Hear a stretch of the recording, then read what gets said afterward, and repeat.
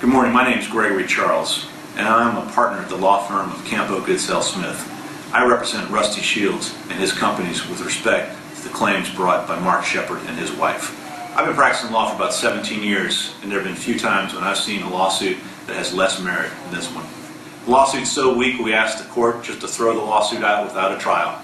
In response, the plaintiffs asked the court for permission to amend their complaint. Now, they're on the third version of the complaint. The complaint accuses Rusty and his companies of violating United States and California security laws.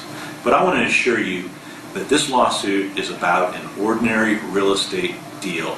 You know, some people might say that where there's smoke, there's fire. But the legal system doesn't really work that way. The way I practice law is you tee up your complaint and you litigate your matter in court. Because if your complaint has merits, that's the best way to go. Now, often when a lawsuit doesn't have any merit, and the plaintiff wants to try to put pressure on a defendant or a set of defendants, they might go to a newspaper reporter, or they might go to the California Department of Corporations and make these claims.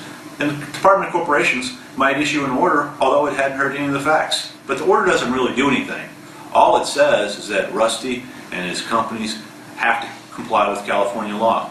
Nothing further is going to happen with respect to this complaint with the Department of Corporations. And in fact, the whole thing is moot because the companies that are named in the complaint aren't doing business anymore. It may seem like this lawsuit's been pending for a long time, but in reality, a lot of lawsuits take more than a year to resolve. It could take 2 years to resolve. At the end of the day, I fully expect that Rusty will be vindicated, his companies will be vindicated, and these complaints will be thrown out of court. And that will be determinative with respect to this newspaper article and the California Department of Corporations.